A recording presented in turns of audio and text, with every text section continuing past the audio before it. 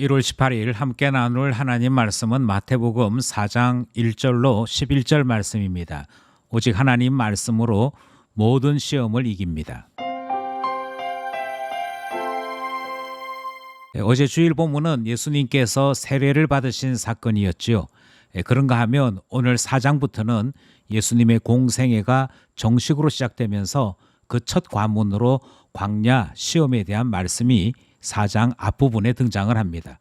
시험을 받으시고 사탄을 이기신 것, 우리가 이 본문을 오래 기억해야 될 것은 이것이 예수님 공생애의 첫 사역인 동시에 예수 그리스도의 승리가 곧 우리 모두의 승리이기 때문이지요.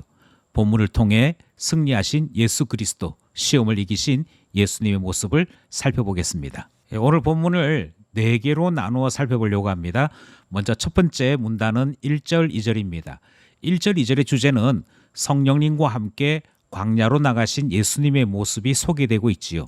1절, 그때의 예수께서 성령에게 이끌려 마귀에게 시험을 받으러 광야로 가사 40일을 밤낮으로 금식하신 후에 줄이신지라. 우린 여기서 한 3가지 정도를 살펴보려고 합니다. 먼저 광야로 가신 것이 마귀에게 일방적으로 끌려가신 것이 아니다 하는 것을 발견하려고 하는 것이죠. 1절 말씀에 보면 예수님께서 성령님과 함께 광야로 가신 것이라 그렇게 소개하고 있습니다. 좀 더 적극적으로 성령께서 이끄셨다, 인도하셨다라고 하는 말씀을 우리는 눈여겨볼 필요가 있는 것이지요. 그래서 성부의 부름을 쫓아 이 땅에 오신 예수님께서 성령과 함께 광야로 가시고 광야에서 시험을 받으신 일은 우리의 구원에 대단히 중요한 일이셨으므로 행하신 것임을 확인할 수 있습니다. 두 번째는 마귀에게 시험을 받으신 장소를 광야라고 소개하고 있습니다. 여기에 등장하는 광야는 민수기에 등장하는 이스라엘의 광야와 같은 이미지를 담고 있습니다. 이스라엘은 약속의 땅으로 가기 위해 광야를 지나가야 했지요. 하지만 이스라엘은 그 광야에서 실패하고 말았습니다. 하지만 예수 그리스도께서는 온 이스라엘의 대표자로서 그 광야에서 승리하심으로 우리 모두가 예수 그리스도 안에 함께 승리한 자 되는 은혜를 베풀어 주시는 것이죠.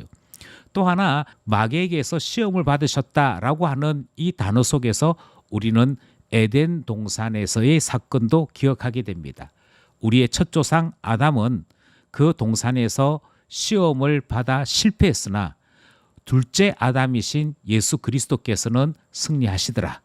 이게 사실을 우리는 기억하고자 하는 것입니다. 이스라엘을 대신하시고 첫째 아담을 대신하셔서 스스로 시험을 받아 승리하신 예수 그리스도의 모습을 보게 되는 것이죠. 마지막으로 우리가 확인하기 원하는 것은 2절 뒷부분에 등장한 금식하신 후에 줄이신지라 이렇게 되어 있는 말씀입니다. 어떤 본문은 애매하게 금식하시면서 시험을 받으셨다, 또 내지는 금식하시는 중에 시험을 받으셨다라는 식으로 설명합니다만 마태는 분명하게, 그리고 우리의 번역은 분명하게 금식을 하시고 후에 줄이신 상태에서 시험을 받으신 것이다 분명하게 소개하고 있는 것이지요. 이처럼 극한의 상황에서 마귀에게 시험 받으신 예수님의 모습이 소개되는 첫 번째 문단이었습니다. 이제 둘째 문단에서부터는 예수님께서 받으신 시험들이 하나씩 등장을 합니다. 3절, 4절은 첫 번째 시험 내용이지요.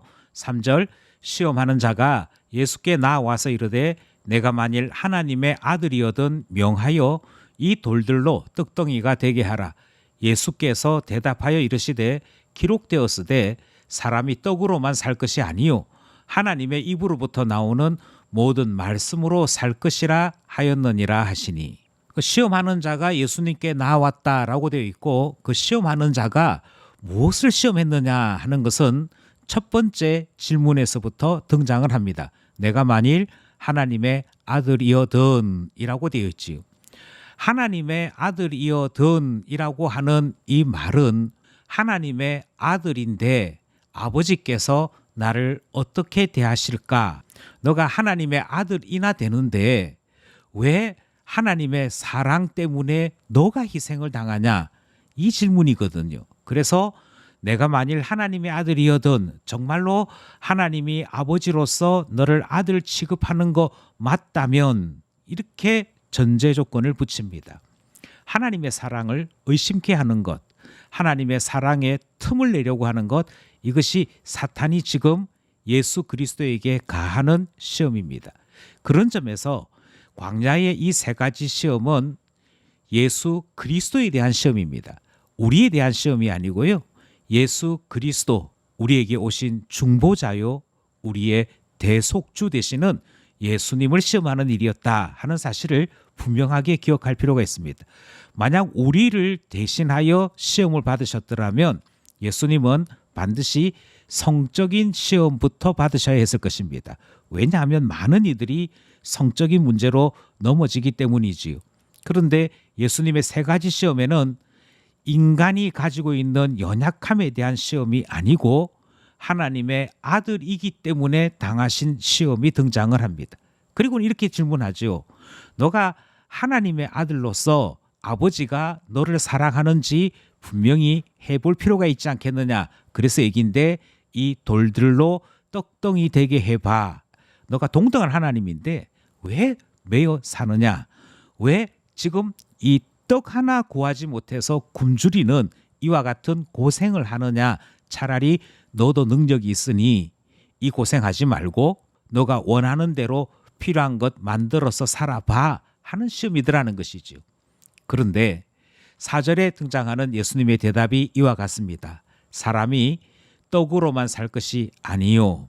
예수님께서는 분명하게 인성을 가지신, 그리고 이 땅에 오신 성육신 하신 예수 그리스도이심을 분명하게 선포하십니다.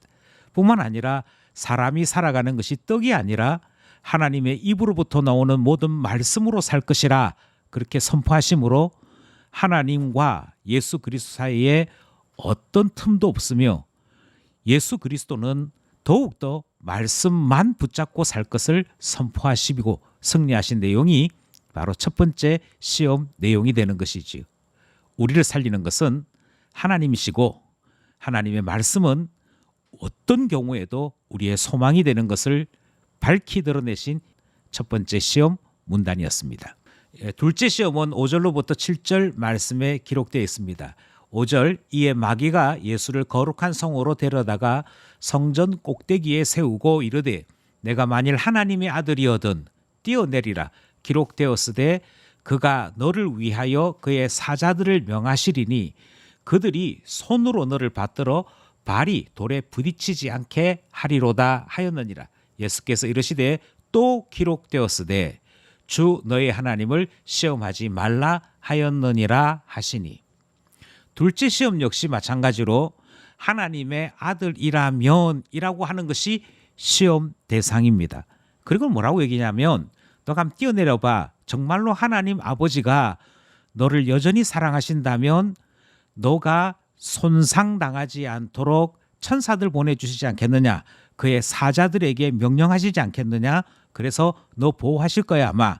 그러니까 그것 확인해보기 위해 한번 뛰어내려 봐봐 라고 하는 것이 시험 내용입니다. 그러니까 계속해서 이 땅에 성부 하나님의 명령을 쫓아오신 성자 예수님에 대해 공적인 사역을 행하지 못하도록 시험하고 유혹하는 내용인 것이지요. 그러나 예수님께서는 역시 이 시험에 대해서도 똑같이 대답하시고 말씀하십니다.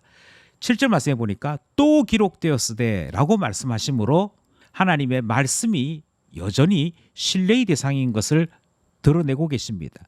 하나님 말씀이 뭐라고 되어 있는 거 하니 주 너희 하나님을 시험하지 말아라 되어 있다는 것이죠. 그래서 하나님은 시험의 대상이 아니라 신뢰의 대상이며 예수 그리스도는 여전히 신실하게 하나님을 믿고 의지함을 나타내심으로 승리하신 것이 문단의 내용입니다. 마지막 세 번째 시험, 그리고 전체 본문에서 네 번째 단락은 8절에서부터 11절이죠. 여기에는 세 번째 시험과 승리하심에 대한 내용이 기록되어 있습니다. 8절, 마귀가 또 그를 데리고 지극히 높은 산으로 가서 천하 만국과 그 영광을 보여 이르되 만일 내게 엎드려 경배하면 이 모든 것을 내게 주리라. 이에 예수께서 말씀하시되 사탄아 물러가라. 기록되었으되 주 너의 하나님께 경배하고 다만 그를 섬기라 하였느니라. 이에 마귀는 예수를 떠나고 천사들이 나와서 수종드니라. 8절에서는 세 번째 시험이 등장을 합니다. 그 세 번째 시험에서는 이 모든 것을 너에게 줄 테니 엎드려 경배해라 라고 하는 내용인 것이죠. 이 모든 것에 무엇이 포함되어 있는고 하니 천하 만국과 그 영광이 포함되어 있습니다. 그러니 결국 모든 만물의 주인으로 너를 삼아 줄 테니 딱 한 가지 나를 섬겨봐 하는 시험인 것이지요. 그런데 예수님께서 사탄의 이 시험에 대해서도 동일하게 말씀하십니다. 하나님께만 경배한다. 오직 그만 섬길 것이다. 이렇게 말씀하시는 것이지요. 모든 영광이 하나님께, 모든 찬송이 하나님께 드려져야 될 것을 고백하심으로 이기신 것입니다. 이것은 예수 그리스도께서 보이신 모범인데요. 주님의 사명을 따라 살아가는 가운데 비록 고난을 받을 때에도 어려움이 생길 때에도 조금도 원망하거나 흔들리지 않는 것은 모든 영광은 하나님께 돌려드려야 되는 것이 마땅하기 때문이라 선포하는 이 말씀 속에 모든 이유가 포함되어 있는 것이지요. 이렇게 되면 더 이상 어떤 것으로도 흔들 수 없습니다. 그에게 그 모든 것을 준다 할지라도 영광과 찬송을 받으실 분은 하나님이라고 고백하고 있으니 하나님 영광을 위해 살아가는 자는 마귀도 감당할 수 없더라. 우리는 세 번째 시험에서 확인하게 됩니다. 그래서 결국 어떻게 됐느냐? 11절 말씀해 보니까 마귀는 예수를 떠날 수밖에 없었고요. 천사들이 나와서 수종들더라. 성경이 그렇게 말씀하고 있습니다. 이것은 승리하신 예수 그리스도께서 어떻게 승리하셨는지를 나타내시는 말씀의 결론인 것이지요. 그리스도께서 중보자로 오셨으며 이 공생애의 사역을 시작할 때 이 사역을 막아서고자 사탄이 시험했으나 마귀가 시험했으나 그럼에도 불구하고 하나님께 향한 신실하심으로 승리하시더라 하는 내용, 오늘 본문 말씀이었습니다. 오늘도 말씀과 함께 기도하고자 합니다. 세 가지 기도 제목을 함께 나누려고 하는데요. 주님께서 시험을 받으시고 이기셨습니다. 공생의 첫 순서가 시험인 것을 우리는 말씀을 통해 확인했습니다. 아마 우리의 믿음 생활에도 당연히 시험이 있을 것 아니겠습니까? 시험 받을 때 흔들리지 아니하고 주님과 같이 승리할 수 있도록 주여 우리를 붙잡아 주소서 기도하게 됩니다. 두 번째 기도 제목은 예수 그리스도 안에서 하나님의 자녀된 우리에게도 사탄은 하나님의 사랑을 의심하고 넘어지게 하려 합니다.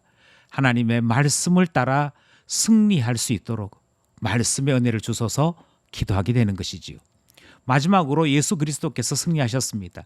그리스도 안에 있는 우리에게도 동일한 승리가 주어졌음을 고백하는 것이지요.